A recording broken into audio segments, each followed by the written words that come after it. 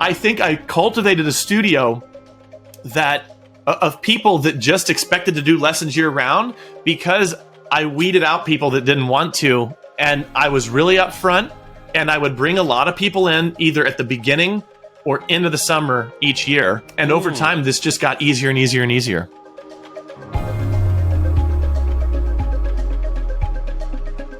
Hey, welcome back to the 7-Figure Music School podcast. This is the podcast where we share practical ideas on how to scale a mission-driven school. Now, since the beginning of the year, we've created several series of episodes. We did a series on teacher training and development. We did that back in January. Then we did a series on summer camp back in February. And we just finished a short series on hiring someone to manage your school for you. So for this episode, we thought we would take a break from some of these big ideas and dive into a small but important topic that I get asked about quite a bit. Something that could save you potentially a lot of money and a little bit of stress. And it's a topic that I know every studio owner I know thinks about at this time of the year. It's music students taking a break over the summer. So in this episode, we're going to take a look at a really practical method for keeping students through the summer. Nice. So, Daniel, this sounds amazing. And I want to just start by asking you, because this is different than how Brooklyn Music Factory approaches their summer. And I love that you have a super practical method for this. So how did you deal with summer absences, with your studio back in the day? So to start with, the way that I conceived of challenges in my studio was one where if I felt frustration or found myself complaining about something over and over and over again, I was getting an outcome that I didn't want. The natural way that I began to think about it was, how can I plan or manage my way out of this? Are there actions that I could take that would either create the circumstances I want or, quote unquote, prevent the circumstances I don't want? And that's kind of the perspective I had. The second perspective I had on it was, I know that I can't control other people. I can't manipulate them. I can't talk them into something. So instead of trying to control the actions of other people, what can I do to make it easy for someone to say yes to something that I think is a good idea? I think these two perspectives are really important to start with, because this isn't about convincing parents to keep their kids enrolled during the summer. This isn't about cajoling, begging, manipulating, anything like that. So that's how I would frame what I'm about ready to say. I think when you're in the create mindset, you're more open and you think more creatively. When you're in the prevent mindset, I think you get tunnel vision. You're fundamentally operating from a negative space. And I don't know if I would have thought of that had you not said what you did. Anyway. Okay, so walk us through your method step by step, and then if you don't mind, I'll ask questions along the way. I think there's one more thing before I get into that influences my perspective on this, and that is built into the human software is a fundamental desire to preserve energy. It's subconscious. It's baked into who we are as humans. And so the third perspective I would give on this is that if you make it easy for someone to say yes and give them the steps in advance, it's just easier for them to say yes sometimes than to come up with a different plan. So all this together, I know this is a little bit abstract, but we are going to get super practical here in a second. But all this together is kind of what, again, influenced or color my perspective on how do we make it easy to say yes for parents to stay in summer lessons. And for me, that was group lessons, but this would work just as well with, a one-on-one lesson program. Also, you have to understand, this wasn't entirely motivated by money for me either. Here was a deeper purpose that I had for wanting to do this, is that I would have students take all through the school year. They'd be making great progress.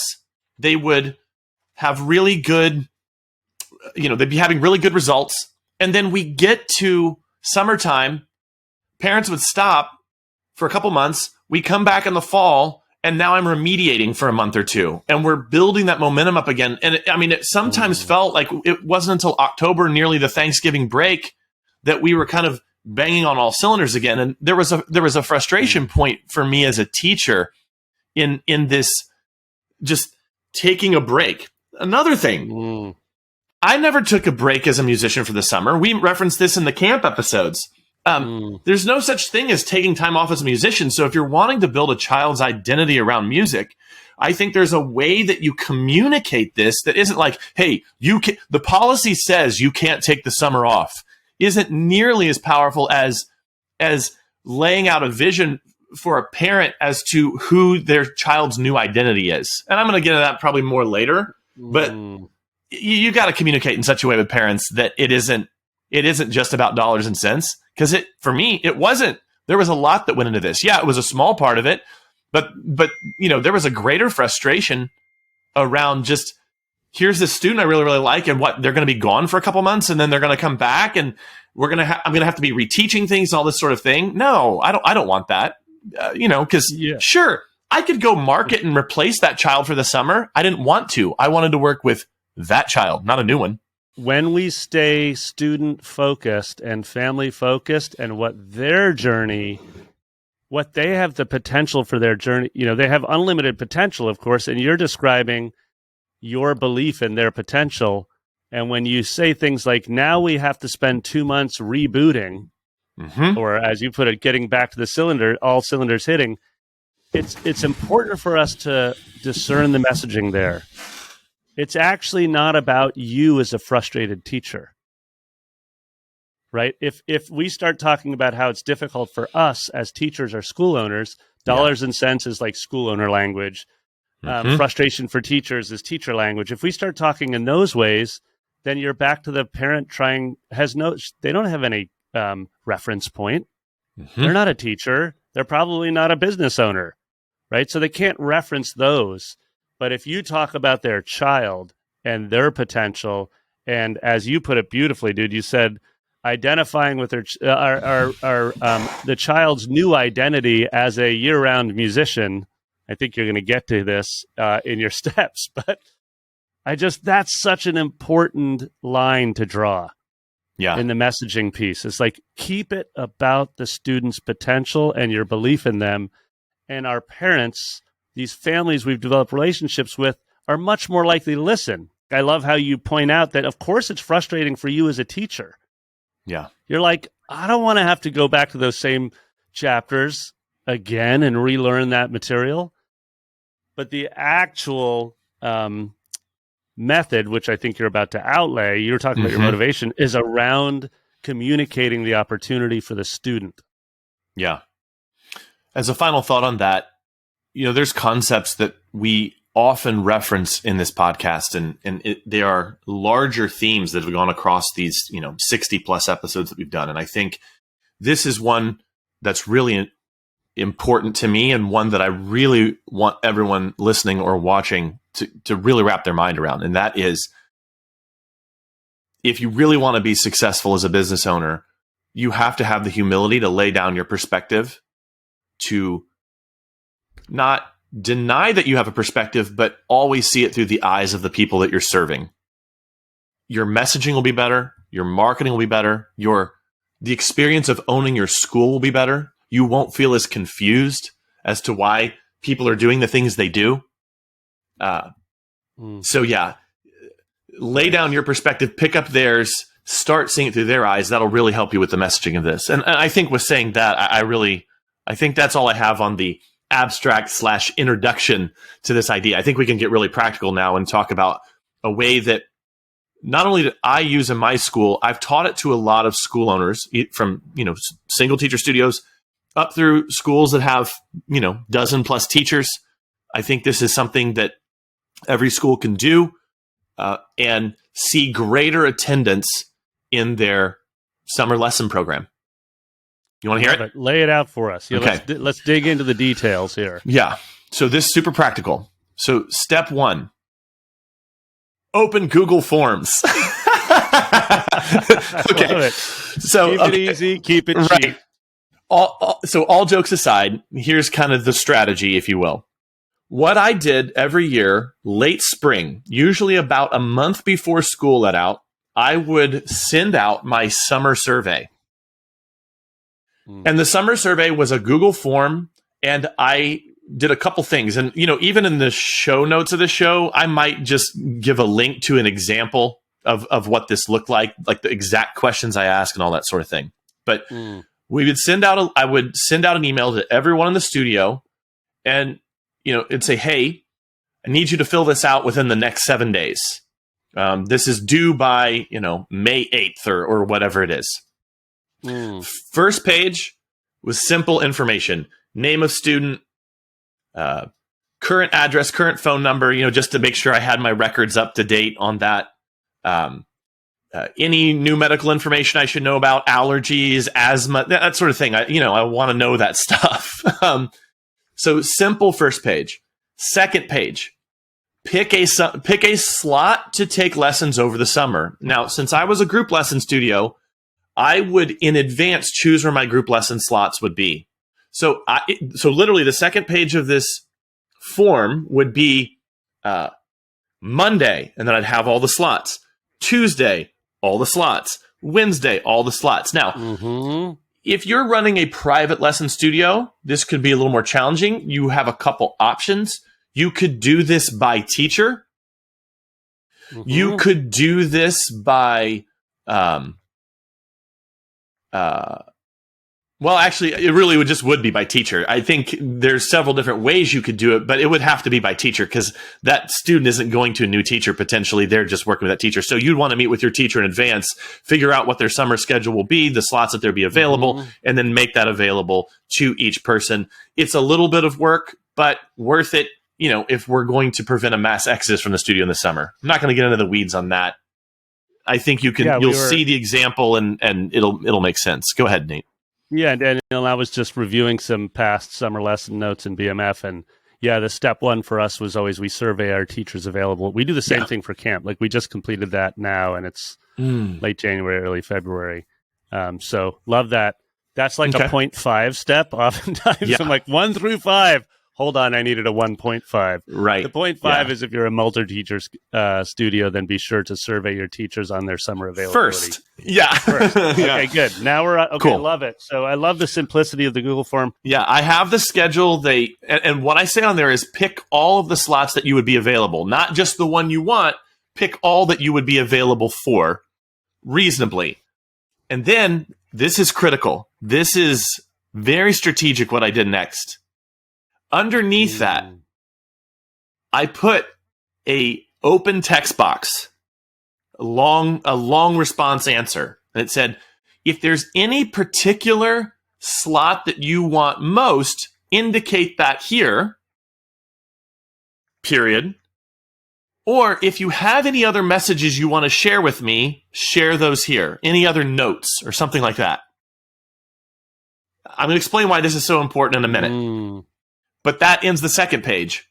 And then the third page was optional. So everything up to this point, they had to fill out to be able to submit the form. The third page had some optional questions, and I would often ask marketing style survey questions. I would try to put at least 1 or 2 questions on there, like, hey, what feedback do you have for lessons right now? Or, questions that could help guide my marketing.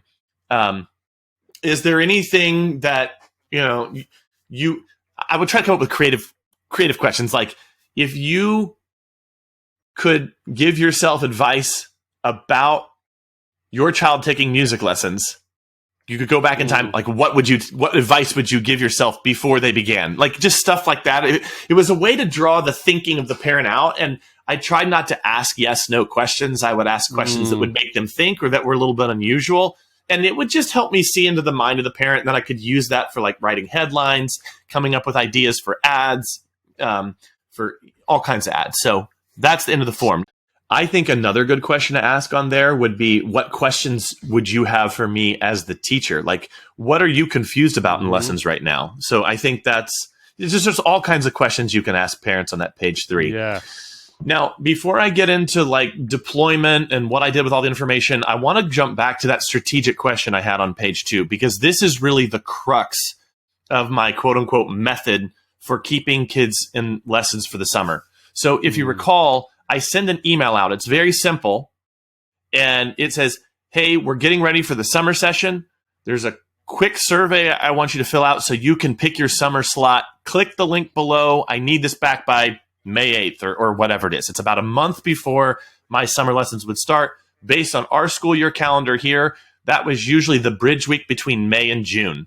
That was our township. But there's nothing magical about the first week of May. That was just about a month before when our school let out for the year. We usually let out right before Memorial Day. Okay, so you will notice in that email, I do not reference at all.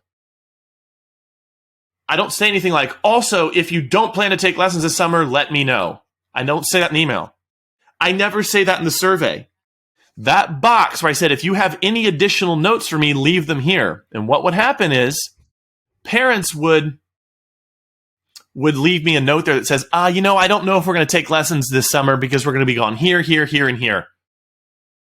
So the strategic element of this for me was, and we referenced recently in an episode that we did an episode on competition, and we said a lot of times a music school owner's biggest foe isn't other competition in their area; it's themselves. Like they make unforced errors. I think the same thing happens here. I think some school owners, some studio owners are so anticipating people taking off that they start using that kind of language in their speech, in their communications with families in the studio, whether it's in person or by email, over the phone, et cetera, et cetera. So it's an unforced error, in my opinion. And if you're expecting it, you might even be subtly creating that expectation in families, even if you don't explicitly say, oh, please don't take off for the summer, or, the policy in the studio is you can't take off for the summer. I just never talked about it. So it became natural, and people would come and ask me, but I never said anything about it. And so I think a lot of families, it just never even came up for them. That's really the subtle, deeper hack here. But let me keep talking about this box, because there was a particular way that I responded to people if they actually did say to me, I think we're going to take the summer off. I had a follow-up question, because another thing that we talked about actually in that competition app that you referenced was how important it was to know your demographic and know your region, et cetera. I'm curious if this is an important part of this mindset of just knowing that maybe a bunch of your families actually prefer to send their kids away, or prefer or can afford to, or can't afford to. I don't know. I'm just sort of throwing that out. In your discovery process, did you find that X% of families were like, no, actually, we always take a break because we always want our child to, go canoeing for 3 weeks or whatever. Right. Go camp. Okay. So is that an important factor or not? So the local culture. So I can speak to this. I didn't know we were going to get into this episode, but it turns out, as you say this, I have a lot to say about it. My area was unique. If you look at the median average income for my zip code, which of course I know because I'm that nerd, in terms of our city, our median average income in this zip code was about the median of our city. And so within this zip code and then in this township, which encompasses 3 zip codes, I would say it was mostly middle class. There are a number of subdivisions that have been built over the last 15 years where it's like high income, like really expensive homes. And they're dotted throughout this township. But our township is mostly white collar professionals, probably on the middle to lower end of the income spectrum. Okay. So, and also our local culture is very sports based. We have a really good high school football team here, and there's a lot of little league soccer, little league basketball, little league baseball, etc. So summer sports camps. Yeah, summer stuff. Totally. So here's my point and why I'm saying all that is that also, okay, one other, I think, important to note. We have actually, over the last 20 years, we have a growing immigrant population of immigrants who work in tech and medical fields. Yes. So there's a lot. There's been a growing diversity here, and I bring that up because there were people in my studio where they would take the summer off because they were going back to Pakistan to see family that they hadn't seen in 10 months, and they go out there, for a couple months in the summer. Of course, I'm not telling them they have to stay for the summer. Point being is that the reason when people left a note for me in that box, the box for additional notes, when people left notes for me, the number one thing that I saw was, hey, they're going to be at music camp, like another music enrichment camp this week. They're going to be in volleyball camp this week. We're going out to Utah to see our family this week. And then we're going to Florida on just family vacation this week. So that's like already 4 weeks this summer that we know we're not going to be here. I think it would just be easier if we didn't do anything this summer. Okay? Yeah. That was the main thing that I saw. That probably 75% plus of the time. I know that's just anecdata. I know that isn't superficial, but that I was really clued into this stuff. So even though I can't give an exact percentage, I know that was the majority. My follow-up question for you is, so now you have this comment in the box, and they're saying it would just be easier if I didn't engage with you anymore until the fall. I'm curious what your response was. What's the next step in this process to make it as easy for the family as possible to stay? Yeah, so what I would notice, especially as I got more bold in my marketing and I got more confident as a studio owner, was that I did create an expectation that we would just go through the summer, part one.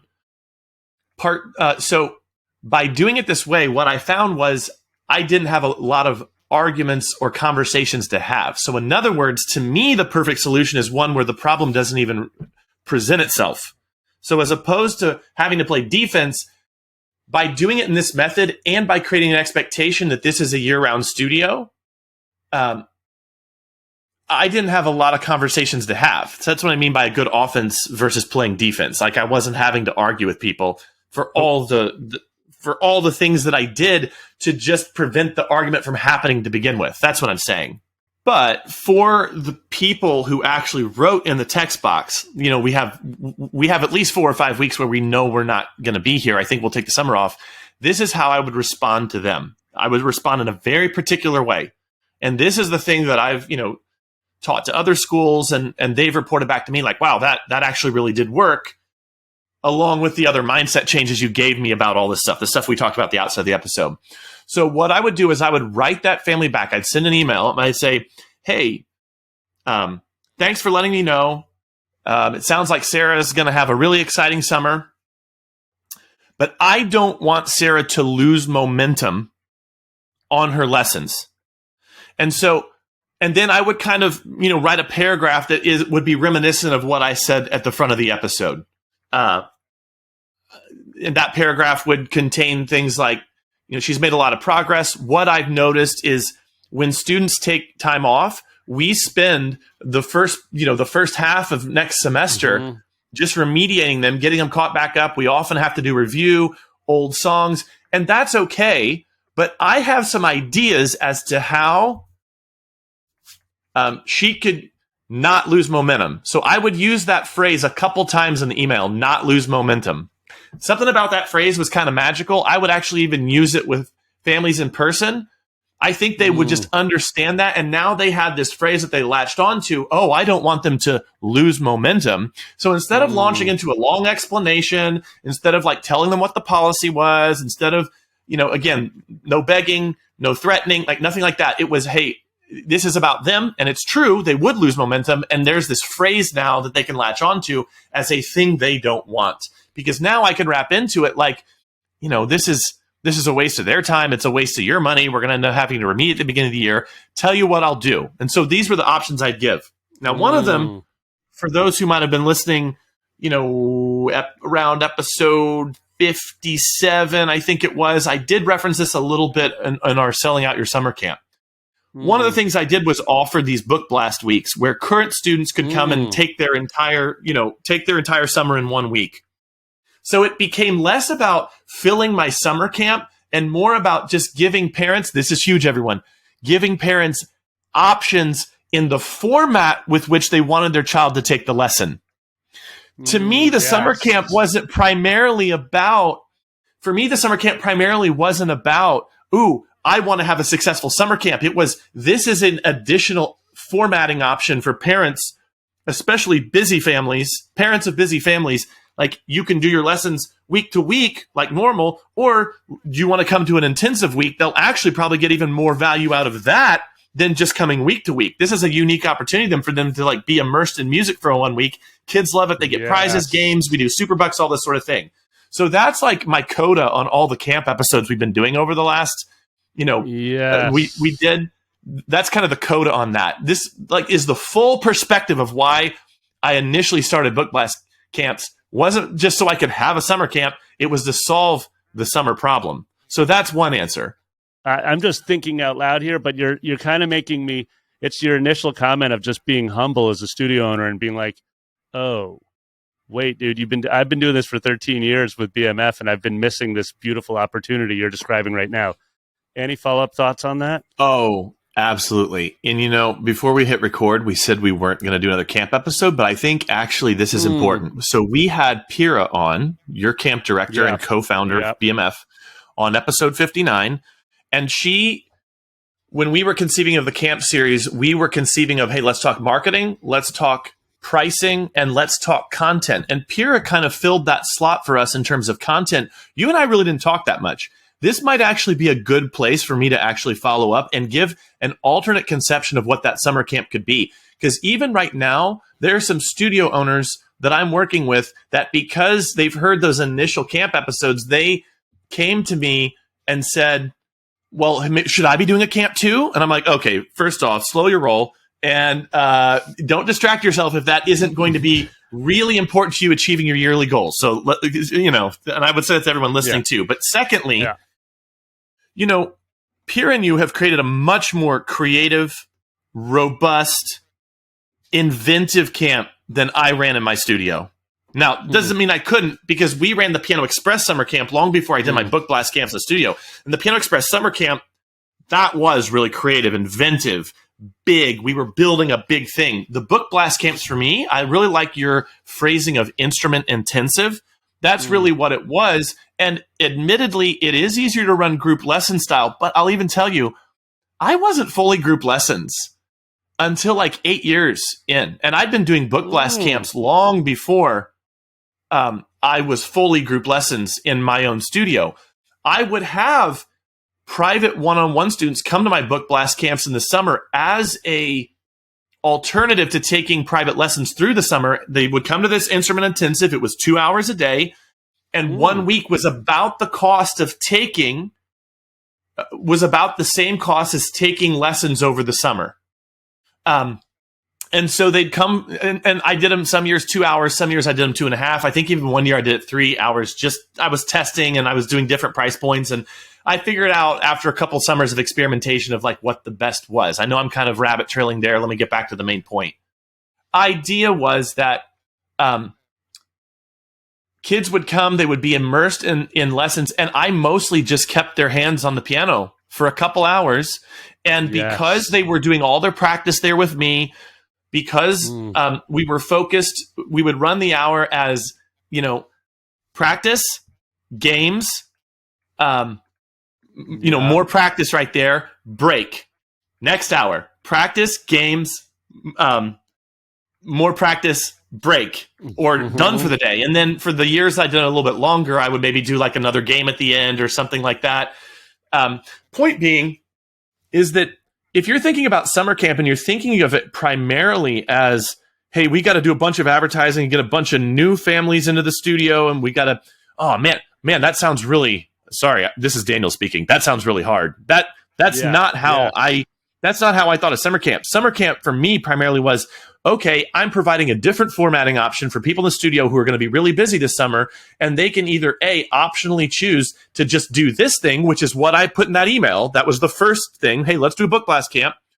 Or some combination of like, hey, do you want to do a book blast camp in June when you're taking all these trips, like maybe at the beginning, and then you're not really doing a lot in July? Do you just want to have them come back and get into the rhythm of lessons again? So some families would do the book blast camp, and they would additionally take some extra lessons. And the third option I gave people in that email to kind of go wrap back all the way around to that email, and the options I gave people was, the third thing I would just say is, hey, that's okay.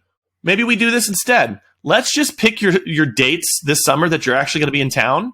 Let's put them on the calendar. And if you don't want to do the book blast camp, or you don't want to do some combination of book blast plus just the lessons, maybe we just create a custom plan for you this summer, and with a custom price, and you just come the weeks you can. I'm very flexible on makeups. It won't be a problem, but I just don't want them to lose momentum. Now I have to understand. That was a third option. I often didn't talk about that in the first email. I would send the first two options, and if they still felt hesitant or like, I don't know if we want to do that, I would do that as like a third last ditch effort to do that. And then I would tell people, hey, if you don't do some combination of this, I can't guarantee your slot in the fall. Now, that's not something that everybody here I either A, feel comfortable doing, or B, actually can't back that up. So here's what I mean. I would tell people early on when I didn't know what I was doing marketing wise, like, hey, you might not have your slot in the fall, but then I needed the money and I had no one else taking the slot. So they just learned, oh, that's an empty threat. So I just stopped making it.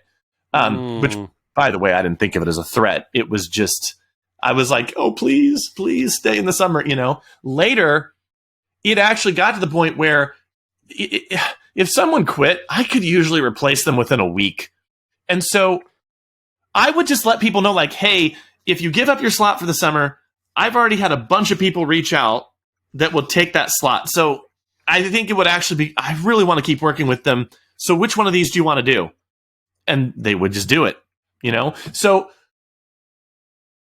high demand on your lesson slots will make sure that you is also a factor in this. But there are these other things too, that even if you don't have high demand, or you don't quite have your marketing there, or you're a very, very large school and you need a lot of leads and a lot of people coming in, that's an optional thing that might not apply to you. But the first three ideas that I gave there worked for me even before I had created high demand for myself. Can I throw out one other option based on how Brooklyn Music Factory has attempted summer lessons, which... Yeah.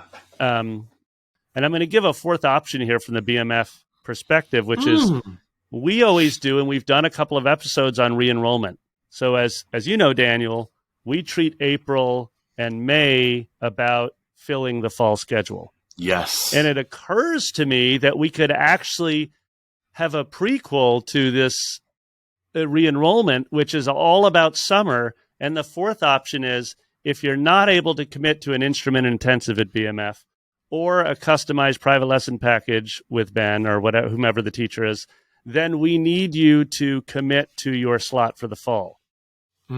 Right? And if you can't commit to your slot for the fall by putting down that $115 deposit now, then we can't guarantee that you'll have a spot in the fall. So we've actually before we've actually just baked summer lessons into our re-enrollment campaign now as the fourth reveal or the third reveal along those. But I just wanted to add that as an option from the perspective of how we do things, because some of our listeners have probably listened to this re-enrollment episode a few times and been like, oh, BMF does this great work around the musician's journey report that then leads to re-enrollment for the fall. And then they have like a 70%, re-enrollment by the end of June for the fall. But I'm hearing you talk about your summer plan, and I'm thinking, wait, I want to actually tweak our re-enrollment system a little bit. Like, I've been taking mad notes as you've been talking too. One of the things I'm going to do, dude, is I'm going to send this episode to Ben, our private lesson director, and be like, Ben, listen to all this wisdom that Daniel's sharing around his methodology, and also to Jessica, and be like, I wonder if we could tweak our re-enrollment around the private lesson program. So anyways, I wanted to add that, and then sort of close with a question for you, Daniel, if I could, which is, just for our listeners' benefit, describe how many years you were testing this system what it felt like at the beginning, where it was like warts and all, and you were just kind of making it up as you go along, like every business owner, trying to figure out what's working and what isn't, versus when you were in the final summer before you closed your studio. How did it operate? How did it feel to run that summer version in the final year versus when you were first testing it out?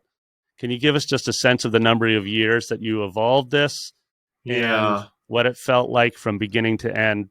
I feel like that would be a good perspective for our listeners, just so they don't have false expectations if this is the first summer they're rolling this sucker out.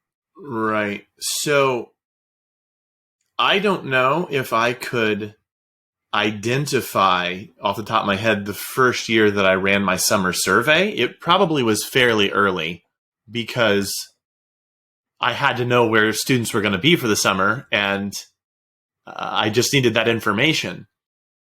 I think getting more to the point of what you're asking there, the deeper question there, is that for me, everything was experimentation. The way that I viewed it was there's got to be a better way.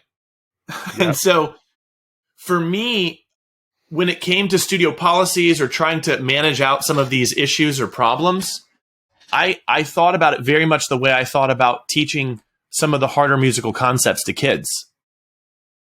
All my students early on in my career were terrible at playing dotted half notes. I think that's probably something that a lot of music teachers feel frustration around. Like, gosh, how do I get these kids to play dotted half notes? It feels like it takes them 6 months to finally wrap their heads around it. I don't know. Maybe I was just particularly bad as a teacher. Maybe that's just me. In any event, what I did was I tried a number of different ways of doing it. Like, it was like experimentation. Every time a kid came through that part of the method, like, I would try subtle differences, subtle changes, language changes. What am I doing in the weeks and months leading up to that? What am I doing way back when they first learned eighth notes? How am I teaching eighth notes that contributes to problems that they might have with dotted half notes later? Like, there was this thinking of like everything's in play. That's how I thought about studio policies as well. So what I'm saying is, and I know that's a really complex way of answering your question, but I want to reveal everything, not just pretend like, ooh, send this one email that solves all your problems.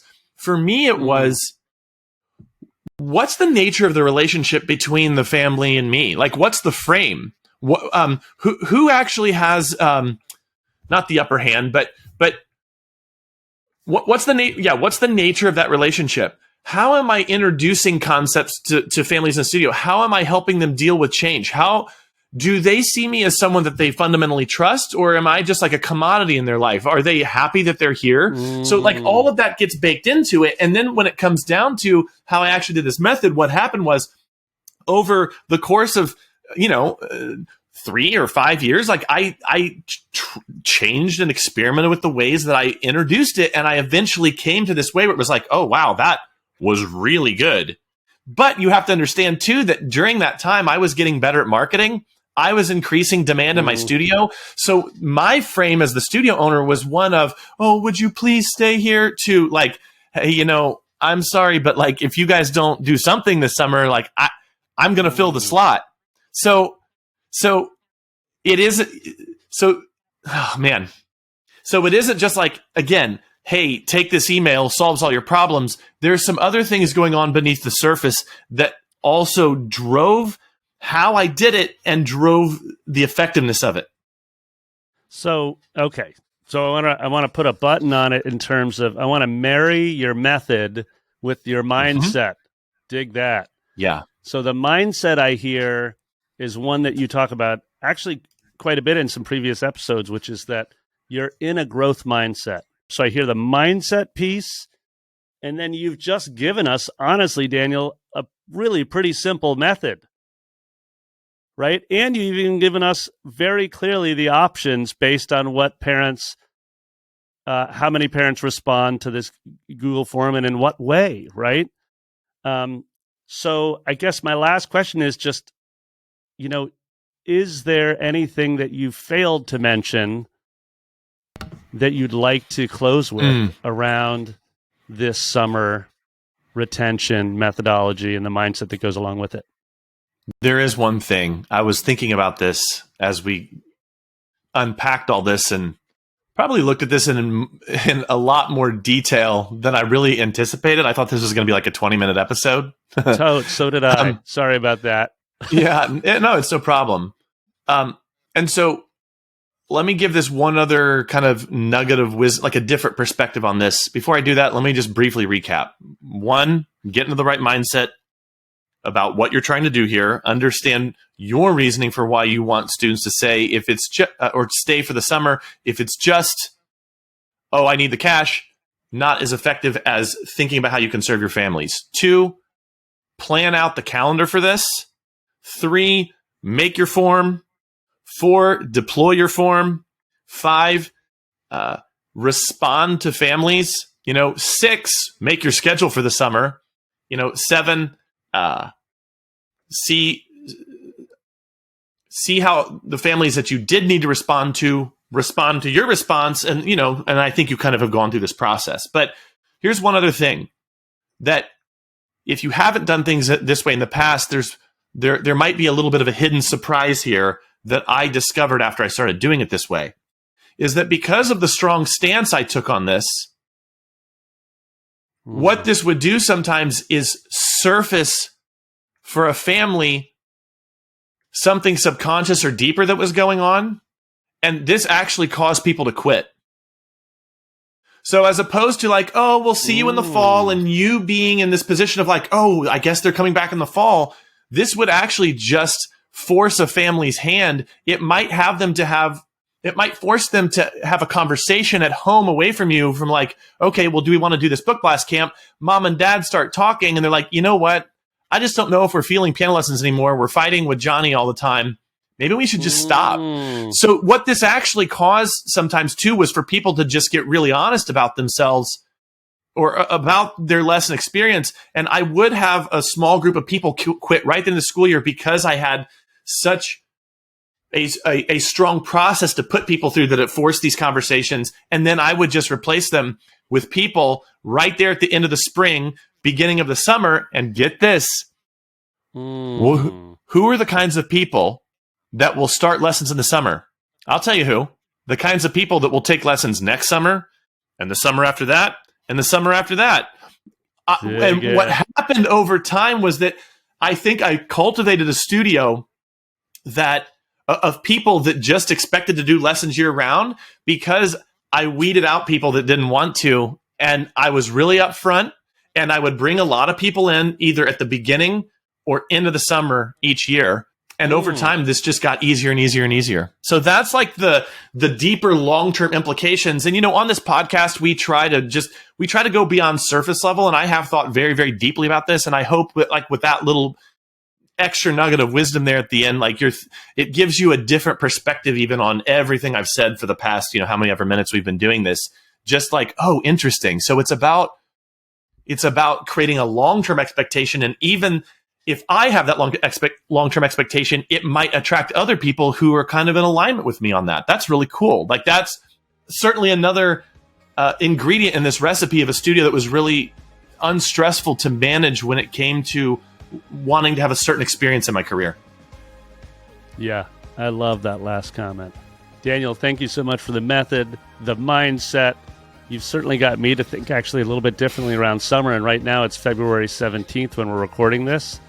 And I appreciate it, and I'm grateful for it, because I'm actually I've made a list of actions I'm going to take to my own team based on the episode that we recorded.